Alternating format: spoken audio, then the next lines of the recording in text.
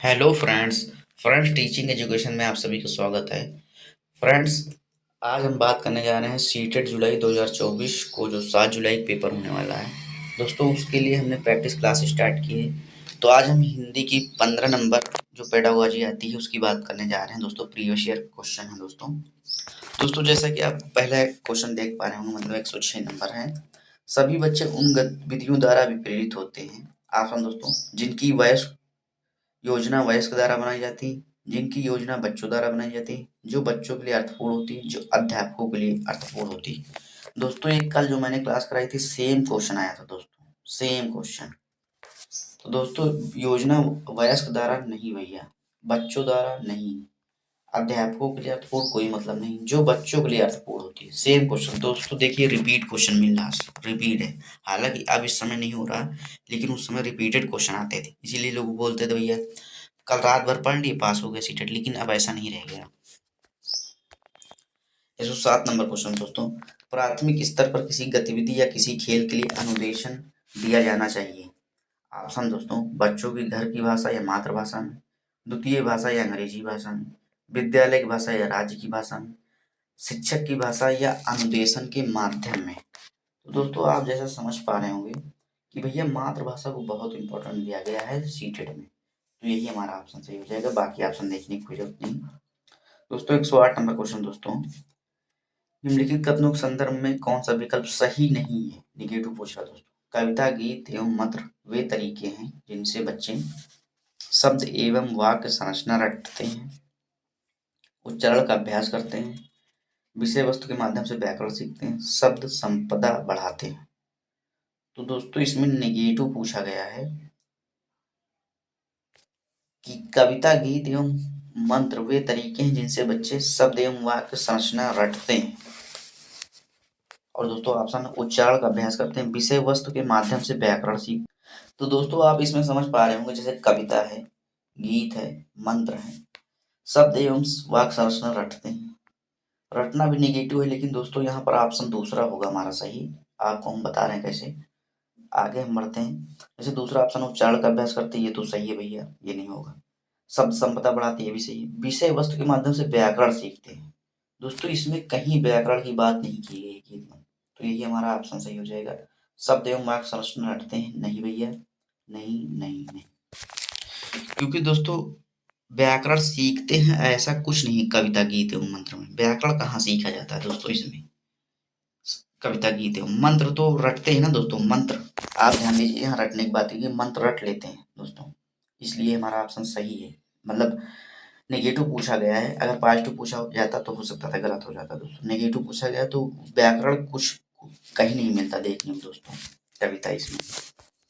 दोस्तों, 109 number question देखते हैं। शिक्षक बच्चों का आकलन करता है, अभिक करती है, मतलब शिक्षक या शिक्षिका दोनों में से कोई हो। ऑप्शन दोस्तों, यह ज्ञात करने के लिए कक्षा में कौन भाषा का श्रेष्ठतम उपयोग करते हैं, या पता लगाने के लिए बच्चों को सीखने में कहाँ कमी आ रही, बच्चों को उनके आगे के माध्यम के लिए सहायता प्रदान करने हेतु योजना बनाने के लिए, बच्चों की उसकी सहपाठी से तुलना। तुलना दोस्तों कभी नहीं करनी भैया, तुलना कभी नहीं, बहुत नेगेटिव है दोस्तों ऑप्शन। दोस्तों, आप समझ पा रहे होंगे कि कक्षा में कौन सा श्रेष्ठतम उपयोग करते हैं। किसी एक को लेके नहीं चलना भैया, सभी को लेके चलना है। यह पता लगाने के लिए बच्चों को सीखने में कहाँ कमी आ रही, बात सही है। लेकिन तीसरा ऑप्शन भी देखते हैं दोस्तों, बच्चों को उनके आगे के अधिगम के लिए सहायता प्रदान करनी हो तो योजना बनाने के लिए। दोनों में दोस्तों ये ज्यादा सही है, ये भी गलत हो जाएगा दोस्तों। 110 नंबर क्वेश्चन दोस्तों, द्विभाषी बच्चे या दो भाषा जानने वाले बच्चे किसी से बात करते समय प्राय एक भाषा के शब्दों का प्रयोग करते हैं। दोस्तों, सेम क्वेश्चन आया था कल वाली क्लास में, सेम। और लग रहा है आपको वही पेपर है, लेकिन ये पेपर दूसरा है दोस्तों, ये पेपर है दूसरा दोस्तों। ये पेपर है 21 जनवरी 2022 का, और वो पेपर था 17 जनवरी 2022 का। सेम क्वेश्चन मिले हैं दोस्तों। द्विभाषी या दो भाषा जानने वाले, दो भाषा मतलब हिंदी अंग्रेजी या संस्कृत, हिंदी संस्कृत या अंग्रेजी संस्कृत। दोस्तों, ये ऐसे है, मतलब दो भाषा कोई भी बात करते हैं प्राय एक भाषा का शब्द प्रयोग करते हैं कहलाता है। मतलब जैसे हिंदी अंग्रेजी जानता है तो या अंग्रेजी का प्रयोग करेगा हिंदी का। तो दोस्तों, इसे संकेत बदलना कहते हैं, जैसे पिछली क्लास में बताया। संकेत मिश्रित की कहाँ बात कर रहा है, अगर दोनों में प्रयोग करता तो मिश्रित होगा दोस्तों। बहुभाषिकता दोनों की बात नहीं कर रहा तो नहीं होगा। दक्षता स्तर की भी कोई बात नहीं दोस्तों। नेक्स्ट स्लाइड पे चलते हैं, 111 नंबर क्वेश्चन देखते हैं। बच्चे अपने लिखने की शुरुआती यात्रा आड़ी तिरछी रेखाएं बनाकर करते हैं, ये चित्र कहलाते हैं। बात बिल्कुल सही है दोस्तों, शुरू में आड़ी तिरछी रेखाएं होती हैं। चित्रकारी, कीरम कांटे, स्क्रबलिंग, लिखना, स्वयं की वर्तनी। तो दोस्तों इसमें हमारा ऑप्शन सही हो जाएगा। एक मिनट दोस्तों, जैसे इसमें चित्रकारी है तो चित्रकारी नहीं है दोस्तों, क्योंकि आड़ी तिरछी रेखाएं की बात है। लिखना तो बिल्कुल नेगेटिव नहीं मतलब होगा। स्वयं की वर्तनी भी नहीं, क्योंकि उन्हें कुछ नहीं पता होता कौन सी वर्तनी। तो दोस्तों इसमें हमारा ऑप्शन है कीरम कांटे आबलिंग स्क्रिबलिंग। मतलब कांटे का मतलब जैसे तिरछा लिख रहे हैं, आड़ा लिख रहे हैं, मतलब कभी इधर उधर जा रहा, कोई मतलब नहीं दोस्तों। तो ये कीरम कांटे आबलिंग, इसी को स्क्रिबलिंग भी बोलते हैं दोस्तों। 112 नंबर क्वेश्चन है, निम्नलिखित में से कौन सा एक कौशल बच्चों को उनका हस्तलेखन विकसित करने में सहायता करता है? हस्तलेखन मतलब हाथों से लिखने के लिए। अलमारी में कपड़ों को फैलाना, कुछ छलका देना, तीलियां उठाना, धागे में मनके पिरोना। तो दोस्तों बच्चों हस्तलेखन की बात की जा रही है दोस्तों। अलमारी में कपड़े का फैलाना कहाँ हो जाएगा दोस्तों? कुछ छलका देना नहीं भैया, छलकाने में कोई पूरे हाथ का मतलब हस्तलेखन की कोई बात नहीं। तीलियां उठाने में पंजे की यूज हो, लेकिन जो धागे में मन के पिरोना है दोस्तों, इसमें हो जाएगा दोस्तों कि हस्तलेखन विकसित करने में सहायता करता है दोस्तों यही। क्योंकि दोस्तों इसमें बच्चे किसी सामान को हाथ और अंगुलियों से पकड़ना या रखना सीखते हैं दोस्तों। और ये सूक्ष्म, इसमें सूक्ष्म पेशीय विकास होता है दोस्तों। 113 नंबर क्वेश्चन देखते हैं दोस्तों। निम्नलिखित में से कौन सा भाषा की पुस्तक में चित्रों के बारे में सबसे महत्वपूर्ण है? कौन सा भाषा की पुस्तक में चित्रों के बारे में सबसे महत्वपूर्ण? ऑप्शन दोस्तों, चित्र अपरिचित एवं याद किए जा सकने वाले संदर्भों में भाषा को समझने में मदद करते हैं। चित्र शिक्षार्थी द्वारा अपने आसपास क्या देखा, सुना और महसूस किया को मिलाने में सहायता करते हैं। बच्चों की दृश्य साक्षरता विकसित करते हैं। चित्र बनाने वाले शिक्षक की कला एवं सौंदर्य बोध की सराहना करते हैं। सराहना की कोई बात नहीं भैया। भाषा की पुस्तक में चित्रों के बारे में सबसे महत्वपूर्ण है, बच्चों की दृश्य साक्षरता विकसित करते हैं। लेकिन दोस्तों सबसे महत्वपूर्ण पूछा गया है, ये भी सही है लेकिन ये नहीं होगा दोस्तों। मैं बता रहा हूँ दोस्तों आगे। चित्र शिक्षार्थी द्वारा अपने आसपास क्या देखा, सुना और महसूस किया को मिलाने में सहायता करता है। नहीं भैया। चित्र अपरिचित एवं याद किए जा सकने वाले संदर्भों को में भाषा को समझने में मदद करता है। समझना ज्यादा इंपॉर्टेंट है, और चित्र से वो याद कर लेता है दोस्तों, इसलिए पहला ऑप्शन सही हो जाएगा। 114 नंबर क्वेश्चन दोस्तों। कहानियां बच्चों को भाषा अधिगम का आनंद लेने तथा उनमें डैश डैश विकसित करने के लिए प्रोत्साहित करती हैं। ऑप्शन दोस्तों, साहित्य की सराहना बोध, भाषा के रूपों में जीवन कौशल, गद्यात्मक कौशल। तो दोस्तों जो कहानियां बच्चों को भाषा अधिगम का आनंद लेने तथा उनमें विकसित करने के लिए प्रोत्साहित करती हैं दोस्तों। तो दोस्तों भाषा अधिगम की बात की गई है यहाँ पर, कि मतलब भाषा कैसे सीखा जाता है। आनंद लेने तो ये तो होगा नहीं, क्योंकि भाषा की एक जगह बात की जाए, भाषा के रूपों में नहीं।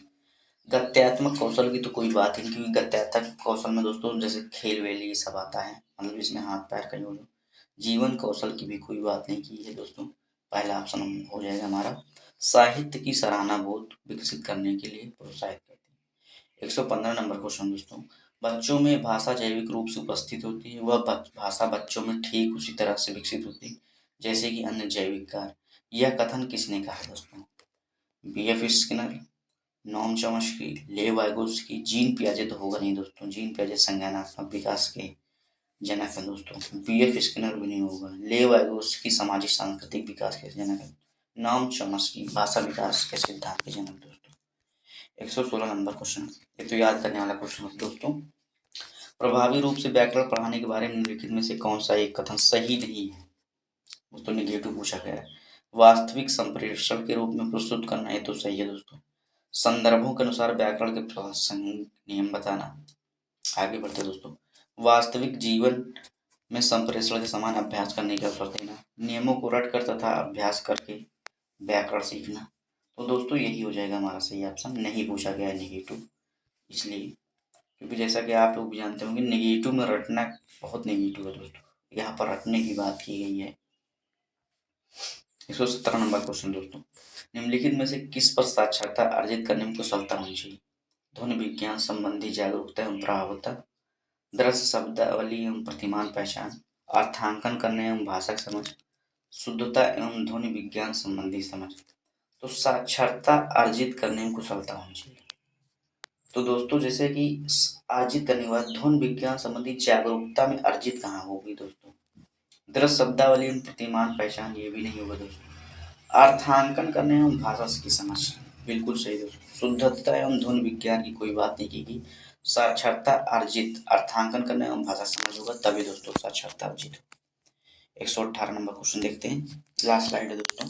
दोस्तों चैनल सब्सक्राइब और वीडियो को लाइक कर लीजिएगा और अपने फ्रेंड्स में भी शेयर कर दीजिएगा।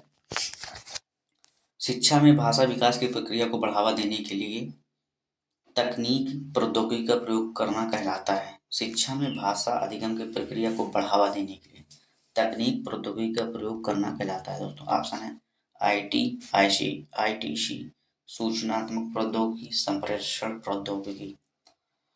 तो दोस्तों ये रटने वाला क्वेश्चन, इसे रट लीजिए आप। आईटीसी होगा कि भाषा अधिगम की प्रक्रिया को बढ़ावा देने के लिए किस तकनीक का प्रयोग किया जाता है भैया? आईटीसी। आईटीसी का मतलब होता है कि मतलब जैसे कोई सूचना है तो उसे मतलब प्रसारित करने की जो सुविधा है यही प्रदान करता है दोस्तों आईटीसी।